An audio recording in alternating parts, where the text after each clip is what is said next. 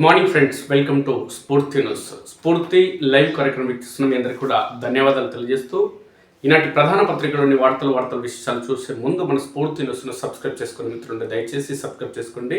మన స్ఫూర్తి news subscribe చేసుకోవాలంటే యూట్యూబ్లోకి వెళ్ళి స్ఫూర్తి న్యూస్ అని టైప్ చేసి సబ్స్క్రైబ్ చేసుకోవచ్చు, లేదంటే మన లింక్ పైన కూడా క్లిక్ చేసి సబ్స్క్రైబ్ చేసుకోవచ్చు. ఇక మీ ప్రాంతానికి సంబంధించిన సమస్యలు ఏమైనా ఉన్నా, అభివృద్ధి కార్యక్రమాలు ఏమన్నా ఖచ్చితంగా మా దృష్టికి తీసుకురావండి. మన స్ఫూర్తి న్యూస్లో ప్రసారం చేద్దాం, ప్రపంచానికి తెలిసేలా చేద్దాం.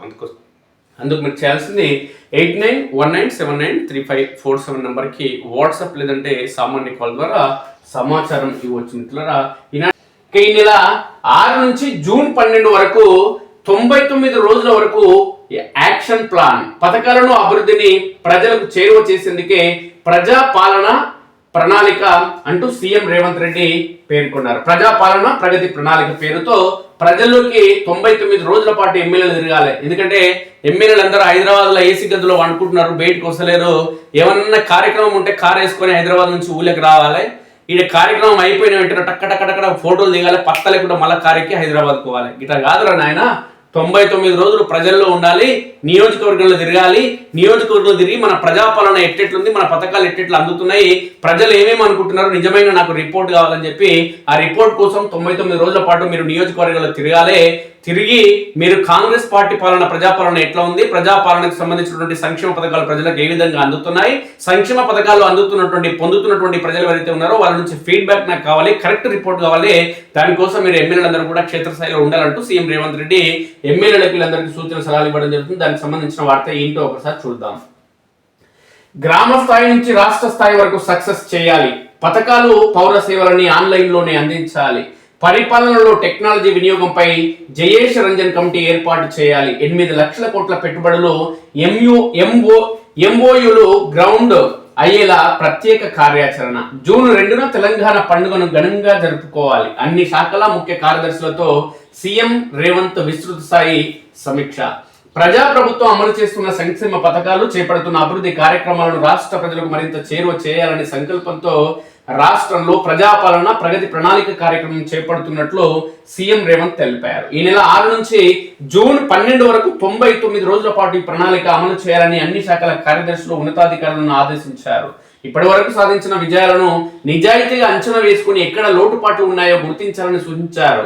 వచ్చే ఎన్నికలకు మిగిలిన 2 ఏళ్ల 9 నెలలకు సరైన దిశానిర్దేశంతో కార్యాచరణ రూపొందించుకోవాలని తెలిపారు. ప్రజలు చూపిన విశ్వాసాన్ని మాటలతో కాకుండా సుపరిపాలనతో గౌరవించాల్సిన బాధ్యత తమతో పాటు అధికారులందరిపైన ఉందని, జూన్ 2న తెలంగాణ రాష్ట్ర ఆవిర్భావ దినోత్సవాన్ని సంబరంగా జరుపుకోవాలని సందర్భంగా సీఎం పిలుపునిచ్చారు. కానీ ముఖ్యమంత్రి గారు 2023 అసెంబ్లీ ఎన్నికల్లో టీఆర్ఎస్ పార్టీకి సంబంధించిన ఎమ్మెల్యే అభ్యర్థులు ఏ విధంగా పటాపట్ ఓడిపోవడం జరిగిందో, 2028 ఎలక్షన్లో మీ కాంగ్రెస్ పార్టీకి సంబంధించిన ఎమ్మెల్యేలు కూడా పటాపట్ ఓడిపోవడం ఖాయం. ఎందుకంటే మీ ఎమ్మెల్యేలు ఎంత బలుపుతోని వ్యవహరిస్తున్నారంటే అంత బలుపుతోని వ్యవహరిస్తున్నారు కాబట్టి ఖతం కావడం ఖాయం. కాబట్టి ఈ కాంగ్రెస్ పార్టీని నమ్ముకుంటూ వచ్చేది లేదు, మీ జాగ్రత్తలో మీరుండి ప్లాన్ ప్రకారం. ఎందుకంటే 2023 ఎన్నికల కంటే ముందు ఏ విధంగా అయితే నువ్వు ప్లాన్ చేసుకోవడం జరిగిందో, నీ అంటే రాజకీయ ఉన్నతి కోసం ముఖ్యమంత్రి స్థాయికి ఎదగడం జరిగిందో, మళ్ళోసారి ముఖ్యమంత్రి పదవి రావాలంటే ఈ పార్టీని నమ్ముకుంటూ వచ్చేది లేదు, సచ్చేది లేదు. ఎందుకంటే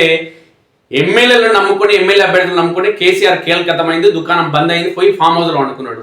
నువ్వు కూడా వీళ్ళని నమ్ముకున్నావు అనుకో, ఘటనే అవుతుంది. కాబట్టి వీళ్ళని నమ్ముకోకు, వీళ్ళతో ఏది కాదు. వీళ్ళంతా ఊళ్ళకి వచ్చేటోళ్ళు గారు, వచ్చిన ప్రజలతో కలిసేటోళ్ళు గారు, ప్రజలతో కలిసిన ప్రజా సమస్యలు పరిష్కరించే మొఖాలు కావు వీళ్ళ మొఖాలు.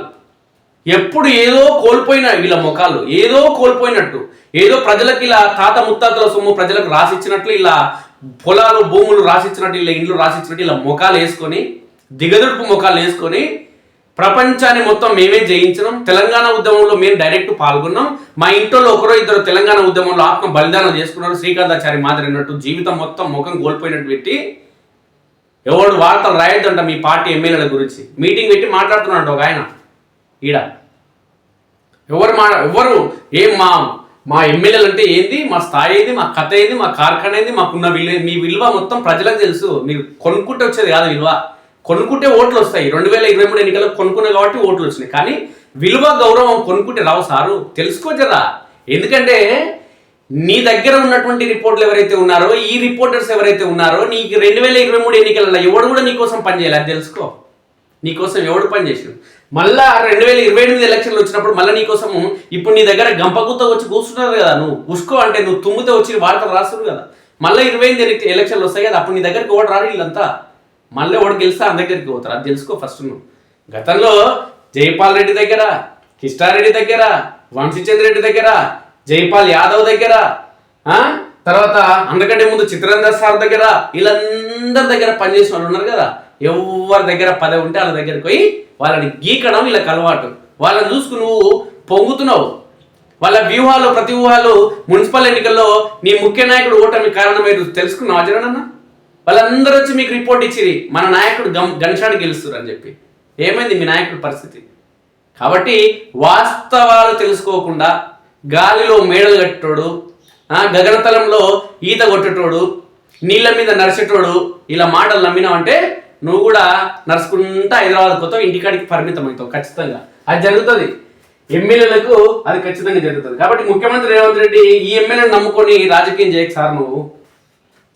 ఇంకా ఈ అంశానికి సంబంధించి ఈ వేడుకను పురస్కరించుకొని 99 రోజుల పాటు జరిగే ప్రజాపాలన ప్రగతి ప్రణాళిక కార్యక్రమాన్ని బాధ్యతగా నిర్వర్తించాలని అధికారులను ఆదేశించారు. శనివారం సెక్రటరియట్లో అన్ని శాఖల ముఖ్య కార్యదర్శులతో సీఎం రేవంత్ రెడ్డి సమీక్ష సమావేశం నిర్వహించారు. గ్రామ స్థాయి నుంచి మండల స్థాయి, జిల్లా స్థాయి, రాష్ట్ర స్థాయి వరకు షెడ్యూల్ ప్రకారం కార్యక్రమాలను విజయవంతం చేయాలని, అందుకు అవసరమైన ప్రణాళికను వెంటనే సిద్ధం చేసి ఆచరణలో చూపెట్టాలని సూచించారు. ఈ కార్యక్రమానికి ప్రత్యేక లోగో తయారు చేయాలని, రాష్ట్రమంతటా నిర్వహించే కార్యక్రమాలకు షెడ్యూల్ రూపొందించాలని సీఎస్ ను ఆదేశించారు. ఫైళ్లలో ఉన్న నిర్ణయాలు క్షేత్రస్థాయిలో ఫలితాలుగా మారాలని, ప్రజలకు పథకాల ప్రయోజనం ప్రత్యక్షంగా చేరేల యంత్రాంగం మొత్తం ఒకే లక్ష్యంగా పనిచేయాలని సూచించారు. ఈ 99 రోజుల్లో ఫైళ్ల క్లియరెన్స్ తో పాటు అన్ని విభాగాలు రాష్ట్ర స్థాయి నుంచి గ్రామ స్థాయి వరకు అన్ని ఆఫీసుల్లో పారిశుద్ధ్యం, పరిశుభ్రత డ్రైవ్ నిర్వహించాలని సూచించారు.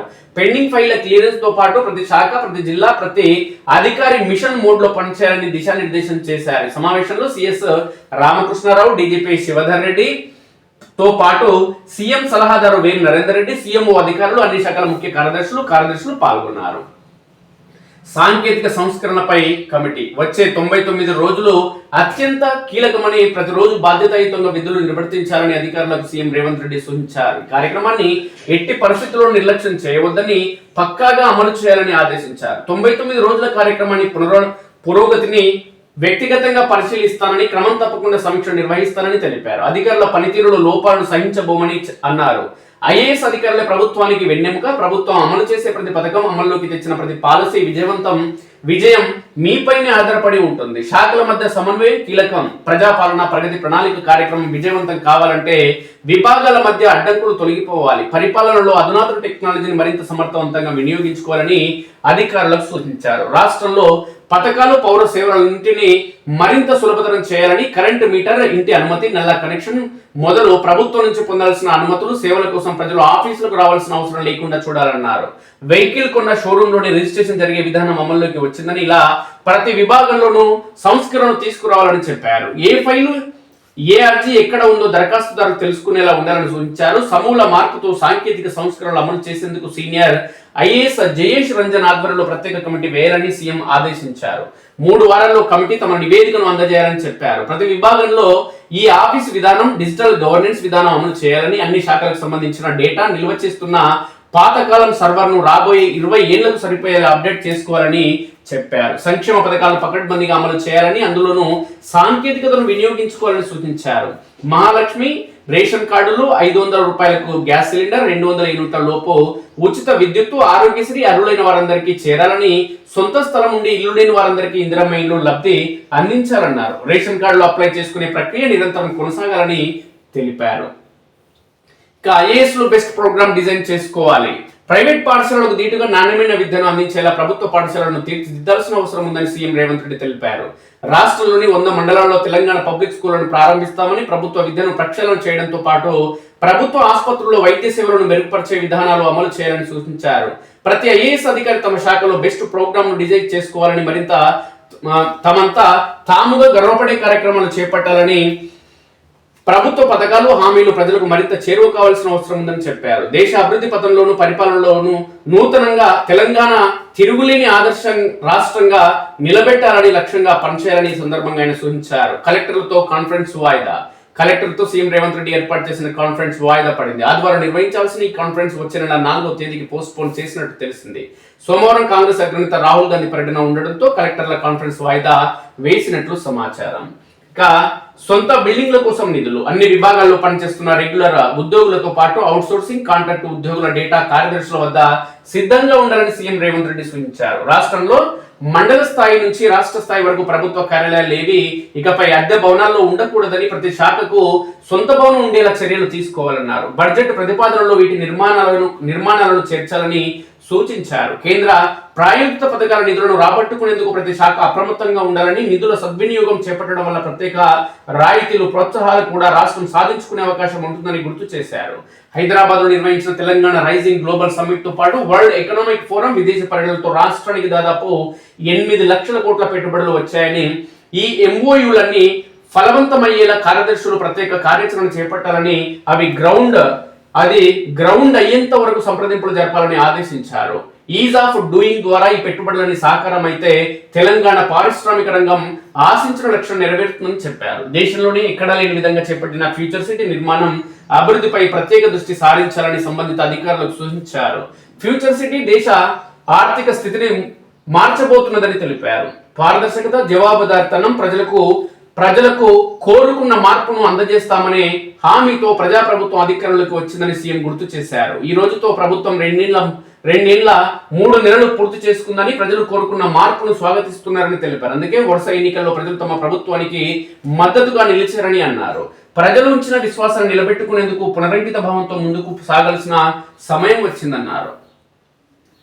ఇక 10,000 చదరపు కిలోమీటర్ల manufacturing zone. Telangana rising vision లో భాగంగా ప్రభుత్వం రాష్ట్రాన్ని ప్యూర్, రేర్ అనే 3 జోన్లుగా విభజించి దేశంలోని బలమైన ఆర్థిక వ్యవస్థగా తెలంగాణ నిలబెట్టే ప్రయత్నం చేస్తుందని సీఎం రేవంత్ రెడ్డి చెప్పారు. కోర్ అర్బన్ రీజియన్ లో చేపట్టాల్సిన సర్వీస్ సెక్టర్ అభివృద్ధికి ప్రణాళిక రూపొందించుకోవాలని సూచించారు.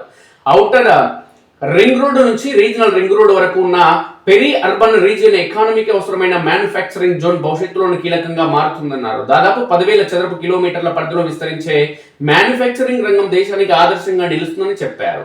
సేవా రంగం, తయారీ రంగంలో వస్తున్న పెను మార్పులను పరిగణలోకి తీసుకోవాలని, శాఖలపైన ప్రతి ఒక్కరికి సంపూర్ణ అవగాహన ఉండాలని అధికారులకు ఆయన సూచించడం జరిగింది. మొత్తానికి ఎమ్మెల్యేలు సరిగా పనిచేస్తలేరు, ప్రజలకు అందుబాటులో ఉండలేరు. కాబట్టి ప్రజల పనులు ఏవైతే ఉన్నాయో, లేదంటే రాష్ట్ర ప్రభుత్వం, కాంగ్రెస్ పార్టీ ప్రభుత్వం చేసినటువంటి సంక్షేమ పథకాలు ఏవైతే ఉన్నాయో ప్రజల్లోకి తీసుకువెళ్ళడం లేదు. సంక్షేమ పథకాలు నిజమైన అర్హులకు అందించడం లేదు. ఎమ్మెల్యేలు రాష్ట్ర రాజధాని హైదరాబాద్ లో ఏసీ గదుల్లో పడుకుంటున్నారు తప్ప ఏసీ గదుల నుంచి బయటికి వస్తలేరు. కాబట్టి 99 రోజుల పాటు ఏసీ గదుల్లో ఉండకుండా ఊర్లలో, మీ నియోజకవర్గంలో తిరగాలి, సంక్షేమ పథకాలు ఏవైతే ఉన్నాయో ప్రజలకు అందించేలా ప్రయత్నం చేయాలనే కోణంలో ముఖ్యమంత్రి రేవంత్ రెడ్డి నిర్ణయం తీసుకోవడం జరిగింది. అంటే ఎమ్మెల్యేలతో పనులు చేయించేందుకు మాత్రమే ప్రజాపాలన ప్రగతి ప్రణాళిక అనే ఒక కార్యక్రమం ద్వారా ప్రజల్లోకి మీరు వెళ్ళండి నాయన, ఎన్నికలు దగ్గర పడి సగం కాలం అయిపోయింది, మీది నా ముఖ్యమంత్రి పదవి సగం అయిపోయింది, మీ ఎమ్మెల్యేల పదవి సగం అయిపోయింది, ఇంకా సగమే ఉంది.